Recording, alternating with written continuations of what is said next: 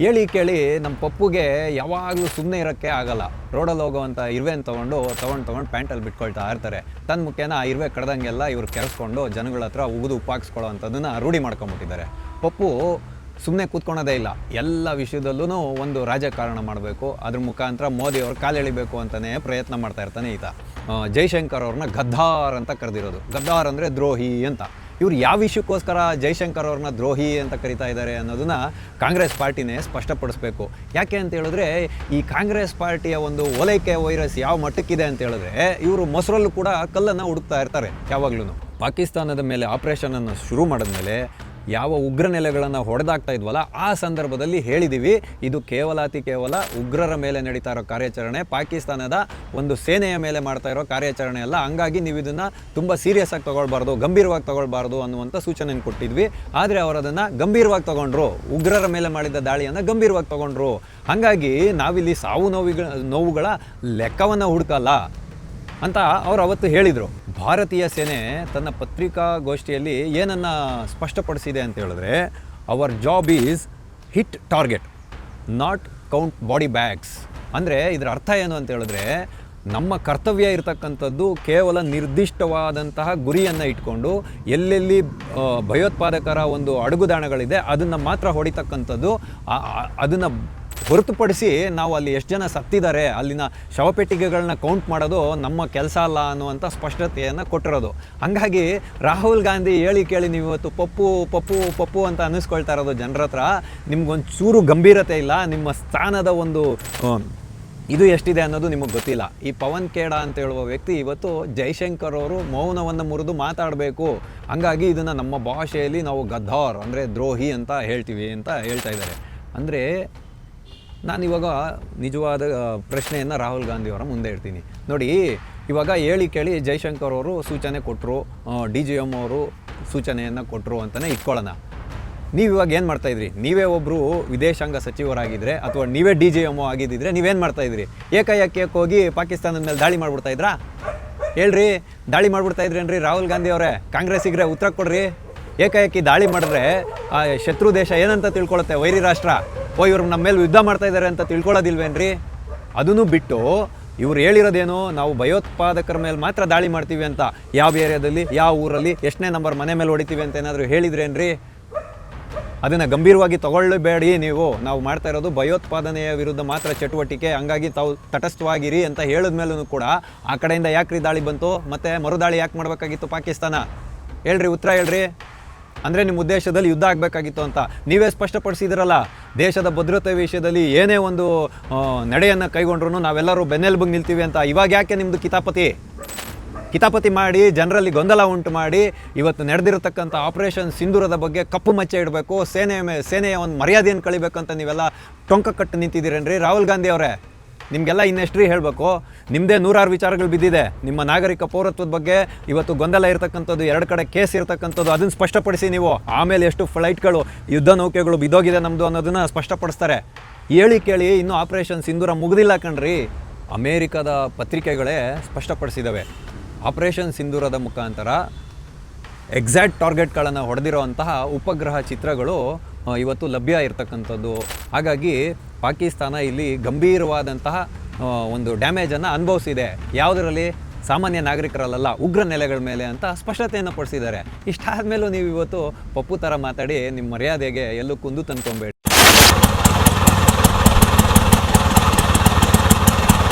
TV ವಿಕ್ರಮದ ಸಮಸ್ತ ವೀಕ್ಷಕರಿಗೆ ಆಟೋವಾಲಾ ಕಾರ್ಯಕ್ರಮಕ್ಕೆ ಆತ್ಮೀಯವಾದ ಸ್ವಾಗತ.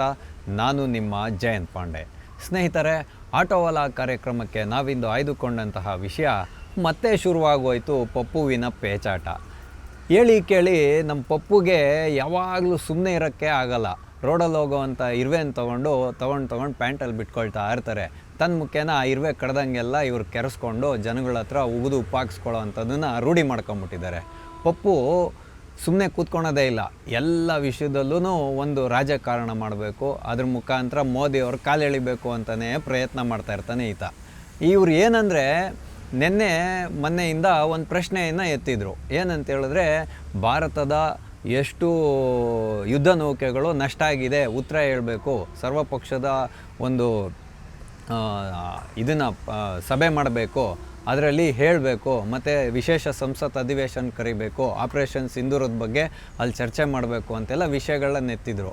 ಆದರೆ ಈಗ ಮತ್ತೆ ಏನು ಮಾಡಿದ್ದಾರೆ, ಎಕ್ಸ್ನಲ್ಲಿ ಒಂದು ಟ್ವೀಟನ್ನು ಮಾಡಿದ್ದಾರೆ. ಇವರು ಏನಂತ ಮಾಡಿದ್ದಾರೆ ಅಂತೇಳಿದ್ರೆ, ಜೈಶಂಕರ್ ಅವರೇ ಬಂದು ಹೇಳ್ತಾ ಇದ್ದಾರೆ, ಪಾಕಿಸ್ತಾನದ ಮೇಲೆ ದಾಳಿ ಮಾಡೋದಕ್ಕೆ ಮುಂಚೆ ನಾವೇ ಅವ್ರಿಗೆ ಸೂಚನೆಯನ್ನು ಕೊಟ್ಟಿದ್ವಿ, ಹಂಗಾಗಿ ಅಲ್ಲಿರೋ ಭಯೋತ್ಪಾದಕರೆಲ್ಲ ತಪ್ಪಿಸ್ಕೊಂಡು ಹೋಗ್ಬಿಟ್ರಂತೆ, ಹಂಗಾಗಿ ಪಾಕಿಸ್ತಾನ ಎಚ್ಚೆತ್ಕೊಂಡ್ಬಿಡ್ತಂತೆ. ಆ ಕಡೆಯಿಂದ ಪಾಕಿಸ್ತಾನ ಹೊಡೆದಿರೋದಕ್ಕೆ ನಮ್ಮದು ಎಷ್ಟು ಏರ್ಕ್ರಾಫ್ಟ್ಗಳು ಲಾಸ್ ಆಗಿದ್ದಾವೆ, ಇದರಿಂದ ದೇಶಕ್ಕಾದಂಥ ನಷ್ಟ ಏನು, ಇದನ್ನು ತಿಳ್ಕೊಳೋ ಅಂಥ ಅಧಿಕಾರ ನಮ್ಮ ದೇಶದ ಜನರಿಗಿದೆ ಅಂತ ಇವತ್ತು ಜೈಶಂಕರ್ ಅವರು ಉತ್ತರ ಹೇಳಬೇಕಂತೆ. ಇದನ್ನ ಇಟ್ಕೊಂಡು ಪವನ್ ಖೇಡಾ ಅಂತ ಹೇಳುವಂಥ ಒಬ್ಬ ಕಾಂಗ್ರೆಸ್ ವಕ್ತಾರ ಇದ್ದಾರೆ. ಈತ ಬಂದ್ಬಿಟ್ಟು ಹೇಳ್ತಾ ಇರೋದು ಜೈಶಂಕರ್ ಅವ್ರನ್ನ ಗದ್ದಾರ್ ಅಂತ ಕರೆದಿರೋದು. ಗದ್ದಾರ್ ಅಂದರೆ ದ್ರೋಹಿ ಅಂತ. ಇವ್ರು ಯಾವ ವಿಷಯಕ್ಕೋಸ್ಕರ ಜೈಶಂಕರ್ ಅವ್ರನ್ನ ದ್ರೋಹಿ ಅಂತ ಕರಿತಾ ಇದ್ದಾರೆ ಅನ್ನೋದನ್ನು ಕಾಂಗ್ರೆಸ್ ಪಾರ್ಟಿನೇ ಸ್ಪಷ್ಟಪಡಿಸ್ಬೇಕು. ಯಾಕೆ ಅಂತ ಹೇಳಿದ್ರೆ, ಈ ಕಾಂಗ್ರೆಸ್ ಪಾರ್ಟಿಯ ಒಂದು ಓಲೈಕೆ ವೈರಸ್ ಯಾವ ಮಟ್ಟಕ್ಕಿದೆ ಅಂತ ಹೇಳಿದ್ರೆ, ಇವರು ಮೊಸರಲ್ಲೂ ಕೂಡ ಕಲ್ಲನ್ನು ಹುಡುಕ್ತಾ ಇರ್ತಾರೆ ಯಾವಾಗ್ಲೂ. ಹಾಗಾಗಿ ನೋಡಿ, ಈ ಸೂಚನೆ ಕೊಡೋದು, ಮತ್ತು ಒಂದು ಶತ್ರು ರಾಷ್ಟ್ರಕ್ಕೆ ಸೂಚನೆ ಕೊಡೋದಿರ್ಬೋದು, ನಾವು ಯಾವ ರೀತಿ ಕಾರ್ಯಾಚರಣೆ ಮಾಡ್ತೀವಿ ಅನ್ನೋದನ್ನು ಯಾರು ಕುಲ್ಲಂಕುಲ್ವಾಗಿ ಎಲ್ಲನೂ ಹೇಳ್ಬಿಡೋಕ್ಕೆ ಹೋಗಲ್ಲ. ಆದರೆ ನಿಮ್ಮ ಮೇಲೆ ಒಂದು ದಾಳಿ ನಡೆಯುತ್ತೆ ಅನ್ನುವಂಥ ಒಂದು ಹಿಂಟನ್ನು ಮಾತ್ರ ಕೊಟ್ಟಿರ್ತಾರೆ, ಅಂದರೆ ಒಂದು ಸೂಚನೆ ಕೊಟ್ಟಿರ್ತಾರೆ. ಪ್ರಧಾನಮಂತ್ರಿಗಳಲ್ಲಿಲ್ವಾ, ಅರೆ ಕಾತಂಗಿಗೂ ಮಿಠ್ಠಿ ಮೇ ಮಿಲಾ ದೇಂಗೆ, ಉನ್ಕ ಕಲ್ಪನೆ ಸೆಕ್ಕೆ ಬಡ್ಕರ್ ಇಸ್ಕು ಸಜಾ ದೇಂಗೆ ಅಂತ ಹೇಳಿರಲಿಲ್ವಾ. ಅಂದರೆ ಪ್ರತಿಯೊಬ್ಬ ಭಯೋತ್ಪಾದಕನ ಹುಡುಕಿ ಮಣ್ಣಲ್ಲಿ ಮಣ್ಣಾಗಿಸ್ತೀವಿ, ಹಂಗಾಗಿ ಇವರ ಕಲ್ಪನೆಗೂ ಮೀರಿದಂಥ ಶಿಕ್ಷೆಯನ್ನು ಕೊಡ್ತೀವಿ ಅಂತ ಹೇಳಿದರು. ಅದರ ಅರ್ಥ ಏನ್ರಿ, ಭಯೋತ್ಪಾದಕರನ್ನ ಒಡೆದು ಹೊಸ್ಕಾಕ್ತೀವಿ ಅಂತ ಅರ್ಥ ಪಾಕಿಸ್ತಾನಕ್ಕೆ ಹೋಗಿರುತ್ತೆ, ಸೂಚನೆ ಹೋಗಿರುತ್ತೆ.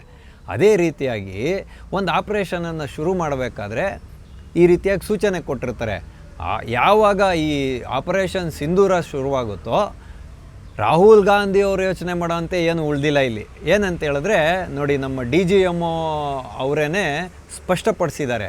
ಏನಂತ, ಸೇನೆಯವರು ಪತ್ರಿಕಾಗೋಷ್ಠಿ ಮಾಡಿದ್ರಲ್ಲ, ಅದರಲ್ಲೇ DGM ಗಾಯ್ ಅವರು ಸ್ಪಷ್ಟಪಡಿಸಿದ್ದಾರೆ. ಏನಂತ ಹೇಳಿದ್ರೆ, ಪಾಕಿಸ್ತಾನದ ಮೇಲೆ ಆಪ್ರೇಷನನ್ನು ಶುರು ಮಾಡಿದ್ಮೇಲೆ ಯಾವ ಉಗ್ರ ನೆಲೆಗಳನ್ನು ಹೊಡೆದಾಗ್ತಾ ಇದ್ವಲ್ಲ, ಆ ಸಂದರ್ಭದಲ್ಲಿ ಹೇಳಿದ್ದೀವಿ, ಇದು ಕೇವಲ ಉಗ್ರರ ಮೇಲೆ ನಡೀತಾ ಇರೋ ಕಾರ್ಯಾಚರಣೆ, ಪಾಕಿಸ್ತಾನದ ಒಂದು ಸೇನೆಯ ಮೇಲೆ ಮಾಡ್ತಾ ಇರೋ ಕಾರ್ಯಾಚರಣೆ ಅಲ್ಲ. ಹಂಗಾಗಿ ನೀವು ಇದನ್ನು ತುಂಬ ಸೀರಿಯಸ್ ಆಗಿ ತೊಗೊಳ್ಬಾರ್ದು, ಗಂಭೀರವಾಗಿ ತೊಗೊಳ್ಬಾರ್ದು ಅನ್ನುವಂಥ ಸೂಚನೆಯನ್ನು ಕೊಟ್ಟಿದ್ವಿ.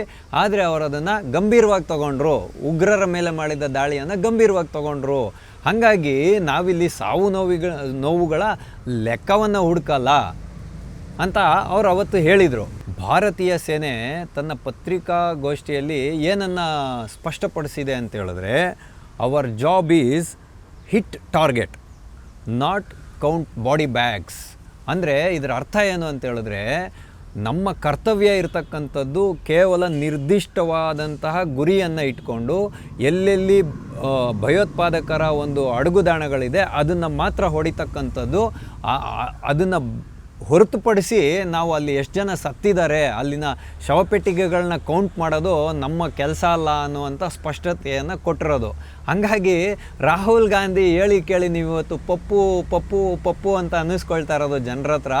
ನಿಮ್ಗೊಂದು ಚೂರು ಗಂಭೀರತೆ ಇಲ್ಲ, ನಿಮ್ಮ ಸ್ಥಾನದ ಒಂದು ಇದು ಎಷ್ಟಿದೆ ಅನ್ನೋದು ನಿಮಗೆ ಗೊತ್ತಿಲ್ಲ. ಈ ಪವನ್ ಖೇಡಾ ಅಂತ ಹೇಳುವ ವ್ಯಕ್ತಿ ಇವತ್ತು ಜೈಶಂಕರ್ ಅವರು ಮೌನವನ್ನು ಮುರಿದು ಮಾತಾಡಬೇಕು, ಹಂಗಾಗಿ ಇದನ್ನು ನಮ್ಮ ಭಾಷೆಯಲ್ಲಿ ನಾವು ಗದ್ದಾರ್ ಅಂದರೆ ದ್ರೋಹಿ ಅಂತ ಹೇಳ್ತೀವಿ ಅಂತ ಹೇಳ್ತಾ ಇದ್ದಾರೆ. ಅಂದರೆ ನಾನಿವಾಗ ನಿಜವಾದ ಪ್ರಶ್ನೆಯನ್ನು ರಾಹುಲ್ ಗಾಂಧಿಯವರ ಮುಂದೆ ಇಡ್ತೀನಿ. ನೋಡಿ, ಇವಾಗ ಹೇಳಿ ಕೇಳಿ ಜೈಶಂಕರ್ ಅವರು ಸೂಚನೆ ಕೊಟ್ಟರು, DGM ಅವರು ಸೂಚನೆಯನ್ನು ಕೊಟ್ಟರು ಅಂತಲೇ ಇಟ್ಕೊಳ್ಳೋಣ. ನೀವು ಇವಾಗ ಏನು ಮಾಡ್ತಾಯಿದ್ರಿ? ನೀವೇ ಒಬ್ಬರು ವಿದೇಶಾಂಗ ಸಚಿವರಾಗಿದ್ದರೆ ಅಥವಾ ನೀವೇ DGM ಆಗಿದ್ದಿದ್ರೆ ನೀವೇನು ಮಾಡ್ತಾಯಿದ್ರಿ? ಏಕಾಏಕಿ ಹೋಗಿ ಪಾಕಿಸ್ತಾನದ ಮೇಲೆ ದಾಳಿ ಮಾಡಿಬಿಡ್ತಾಯಿದ್ರಾ? ಹೇಳ್ರಿ, ದಾಳಿ ಮಾಡಿಬಿಡ್ತಾಯಿದ್ರೇನ್ರಿ ರಾಹುಲ್ ಗಾಂಧಿ ಅವರೇ? ಕಾಂಗ್ರೆಸ್ಸಿಗ್ರೆ ಉತ್ತರ ಕೊಡ್ರಿ. ಏಕಾಏಕಿ ದಾಳಿ ಮಾಡಿದ್ರೆ ಆ ಶತ್ರು ದೇಶ ಏನಂತ ತಿಳ್ಕೊಳುತ್ತೆ? ವೈರಿ ರಾಷ್ಟ್ರ, ಇವರು ನಮ್ಮ ಮೇಲೆ ಯುದ್ಧ ಮಾಡ್ತಾಯಿದ್ದಾರೆ ಅಂತ ತಿಳ್ಕೊಳ್ಳೋದಿಲ್ವೇನ್ರಿ?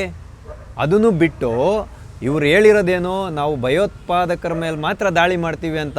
ಯಾವ ಏರಿಯಾದಲ್ಲಿ, ಯಾವ ಊರಲ್ಲಿ, ಎಷ್ಟನೇ ನಂಬರ್ ಮನೆ ಮೇಲೆ ಹೊಡಿತೀವಿ ಅಂತ ಏನಾದರೂ ಹೇಳಿದ್ರೇನ್ರಿ? ಅದನ್ನು ಗಂಭೀರವಾಗಿ ತಗೊಳ್ಳಬೇಡಿ. ನಾವು ಮಾಡ್ತಾ ಇರೋದು ಭಯೋತ್ಪಾದನೆಯ ವಿರುದ್ಧ ಮಾತ್ರ ಚಟುವಟಿಕೆ, ಹಂಗಾಗಿ ತಾವು ತಟಸ್ಥವಾಗಿರಿ ಅಂತ ಹೇಳಿದ ಮೇಲೂ ಕೂಡ ಆ ಕಡೆಯಿಂದ ಯಾಕ್ರಿ ದಾಳಿ ಬಂತು, ಮತ್ತು ಮರುದಾಳಿ ಯಾಕೆ ಮಾಡಬೇಕಾಗಿತ್ತು ಪಾಕಿಸ್ತಾನ? ಹೇಳ್ರಿ, ಉತ್ತರ ಹೇಳ್ರಿ. ಅಂದರೆ ನಿಮ್ಮ ಉದ್ದೇಶದಲ್ಲಿ ಯುದ್ಧ ಆಗಬೇಕಾಗಿತ್ತು ಅಂತ ನೀವೇ ಸ್ಪಷ್ಟಪಡಿಸಿದಿರಲ್ಲ. ದೇಶದ ಭದ್ರತೆ ವಿಷಯದಲ್ಲಿ ಏನೇ ಒಂದು ನಡೆಯನ್ನು ಕೈಗೊಂಡ್ರೂ ನಾವೆಲ್ಲರೂ ಬೆನ್ನೆಲುಬಿಗೆ ನಿಲ್ತೀವಿ ಅಂತ. ಇವಾಗ ಯಾಕೆ ನಿಮ್ಮದು ಕಿತಾಪತಿ ಮಾಡಿ ಜನರಲ್ಲಿ ಗೊಂದಲ ಉಂಟು ಮಾಡಿ ಇವತ್ತು ನಡೆದಿರತಕ್ಕಂಥ ಆಪರೇಷನ್ ಸಿಂಧೂರದ ಬಗ್ಗೆ ಕಪ್ಪು ಮಚ್ಚೆ ಇಡಬೇಕು, ಸೇನೆಯ ಒಂದು ಮರ್ಯಾದೆಯನ್ನು ಕಳಿಬೇಕಂತ ನೀವೆಲ್ಲ ಟೊಂಕ ಕಟ್ಟು ನಿಂತಿದ್ದೀರೇನ್ರಿ ರಾಹುಲ್ ಗಾಂಧಿ ಅವರೇ? ನಿಮಗೆಲ್ಲ ಇನ್ನೆಷ್ಟ್ರಿ ಹೇಳಬೇಕು? ನಿಮ್ಮದೇ ನೂರಾರು ವಿಚಾರಗಳು ಬಿದ್ದಿದೆ. ನಿಮ್ಮ ನಾಗರಿಕ ಪೌರತ್ವದ ಬಗ್ಗೆ ಇವತ್ತು ಗೊಂದಲ ಇರತಕ್ಕಂಥದ್ದು, 2 ಕಡೆ ಕೇಸ್ ಇರತಕ್ಕಂಥದ್ದು, ಅದನ್ನು ಸ್ಪಷ್ಟಪಡಿಸಿ ನೀವು. ಆಮೇಲೆ ಎಷ್ಟು ಫ್ಲೈಟ್ಗಳು, ಯುದ್ಧ ನೌಕೆಗಳು ಬಿದ್ದೋಗಿದೆ ನಮ್ಮದು ಅನ್ನೋದನ್ನು ಸ್ಪಷ್ಟಪಡಿಸ್ತಾರೆ. ಹೇಳಿ ಕೇಳಿ ಇನ್ನೂ ಆಪರೇಷನ್ ಸಿಂಧೂರ ಮುಗಿದಿಲ್ಲ ಕಣ್ರಿ. 2 ದೇಶಗಳ ನಡುವೆ ಯುದ್ಧ ನಡೆಯುವಾಗ ಅವ್ರದ್ದು ಅಷ್ಟೊಂದು ಶಸ್ತ್ರಾಸ್ತ್ರಗಳು ಹಾನಿಯಾಗಿರುತ್ತೆ, ಇಲ್ಲೂ ಹಾನಿಯಾಗಿರುತ್ತೆ. ಆದ್ರಾಗಲಿ ಬಿಡ್ರಿ, ನಿಮ್ಮ ಮನೆಯಿಂದ ಏನು ತಗೊಂಬಂದು ಕೊಟ್ಟಿಲ್ಲ. ಜನರು ಕಷ್ಟಪಟ್ಟು ತೆರಿಗೆ ಕಟ್ಟಿ ದೇಶದ ಭದ್ರತೆ ಇರಬೇಕು ಅಂತ ಹೇಳಿ ಇವತ್ತು ಸೇನೆಗೇನು ಬೇಕೋ ಅದನ್ನು ಶಸ್ತ್ರಾಸ್ತ್ರಗಳನ್ನ ಕೊಡಿಸ್ತಾರೆ. 1-2 ಹೋದರೆ ನಿಮ್ಗೇನು ಕಷ್ಟ ಅದರಿಂದ? ಅದನ್ನು ಕಟ್ಕೊಂಡು ನೀವೇನು ಮಾಡಬೇಕಾಗಿದೆ? ನಿಮ್ಮ ಕೆಲಸ ಏನು? ನೀವು ಅದನ್ನು ಮಾಡಿ. ವಿರೋಧ ಪಕ್ಷದ ನಾಯಕರಾಗಿ ನೀವು ದೇಶದ ಒಂದು ಮರ್ಯಾದೆಯನ್ನು ಎತ್ತಿಡಿಯೋಂಥ ಕೆಲಸ ಮಾಡಿರಿ. ಸರ್ಕಾರ ಏನಾದರೂ ತಪ್ಪು ಮಾಡ್ದಾಗ ಕೇಳೋಂಥ ಕೆಲಸ ಮಾಡಿರಿ. ಮೊಸರಲ್ಲಿ ಕಲ್ಲು ಹುಡ್ಕೋಂಥ ಕೆಲಸ ನೀವು ಮಾಡಬೇಡಿ. ಹಾಗಾಗಿ ಈಗ ದ್ರೋಹಿ ಅಂತೆಲ್ಲ ನೀವು ಹೇಳ್ತಾ ಇದ್ದೀರಲ್ಲ, ಇದಕ್ಕೆ ಏನು ಸ್ವಾಮಿ ನಾವು ಉತ್ತರ ಹೇಳೋದಕ್ಕಾಗುತ್ತೆ ನಿಮ್ಮಂಥವ್ರಿಗೆ? ಆಪರೇಷನ್ ಸಿಂಧೂರ ಇವತ್ತು ಜಗತ್ತಿನಲ್ಲಿ ನಡೆದಿರುವಂತಹ ಒಂದು ಉನ್ನತ ಮಟ್ಟದ ಒಂದು ದಾಳಿ ಅಂತ ಇವತ್ತು ಬಿಂಬಿತ ಆಗ್ತಾ ಇರತಕ್ಕಂಥದ್ದು ವಾರ್ ಎಕ್ಸ್ಪೋರ್ಟ್ಸ್ಗಳೆಲ್ಲ ಹೇಳ್ತಾ ಇರತಕ್ಕಂಥದ್ದು. ಹೇಳಿ ಕೇಳಿ ಆಪರೇಷನ್ ಸಿಂಧೂರ ಮುಗಿದೇ ಇದ್ದಾಗ ನಮ್ಮ ಹತ್ರ ಎಷ್ಟು ಏರ್ಕ್ರಾಫ್ಟ್ಗಳು ಇವತ್ತು ಉರುಳಿ ಬಿದ್ದಿದ್ದಾವೆ ಅನ್ನೋಂಥ ಮಾಹಿತಿನ ಬಹಿರಂಗಪಡಿಸ್ಬೇಕಾ?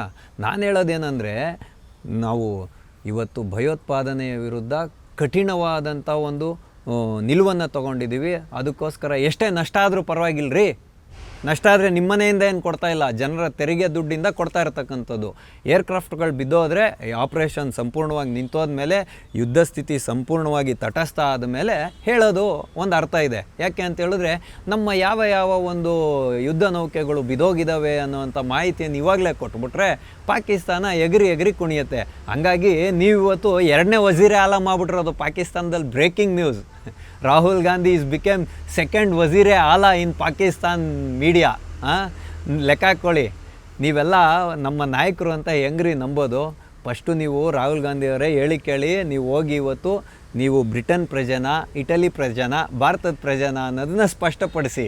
ಆಮೇಲೆ ನಿಮ್ಮದು ಯಂಗ್ ಇಂಡಿಯಾದಲ್ಲಿ ಮತ್ತು ನ್ಯಾಷನಲ್ ಹೆರಾಲ್ಡ್ ಕೇಸಲ್ಲಿ ನೀವೇನು ಇವತ್ತು ಸ್ಕ್ಯಾಮ್ಗಳು ಮಾಡಿದ್ದೀರಾ, ಹಗರಣಗಳು ಮಾಡಿದ್ದೀರಾ, ಅದರ ಮೇಲೆ ಬೇಲಲ್ಲಿದ್ದೀರಾ ನೀವು, ಅದ್ರ ಬಗ್ಗೆ ಸ್ಪಷ್ಟತೆಯನ್ನು ಕೊಡಿ.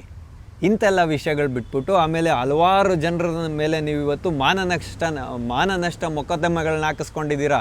ಇದ್ರ ಬಗ್ಗೆ ಹೇಳಿ. ಜಾತಿಯ ಜನಗಣತಿ ಮಾಡಬೇಕು ಅಂತ ಇವತ್ತು ದೇಶದಲ್ಲಿ ಸಾಮರಸ್ಯ ಕದಡೋ ಅಂಥ ಕೆಲಸಗಳಿಗೆ ಕೈ ಹಾಕ್ತಾ ಇದ್ದೀರಾ. ಇದ್ರ ಬಗ್ಗೆ ಸ್ಪಷ್ಟತೆಯನ್ನು ಕೊಡಿ. ಮೊನ್ನೆ ಬಿಹಾರದಲ್ಲೆಲ್ಲ ಎಷ್ಟೆಲ್ಲ ನೀವು ದಾಂಧಲೆ ಮಾಡ್ಕೊಂಬಂದಿದ್ದೀರಾ.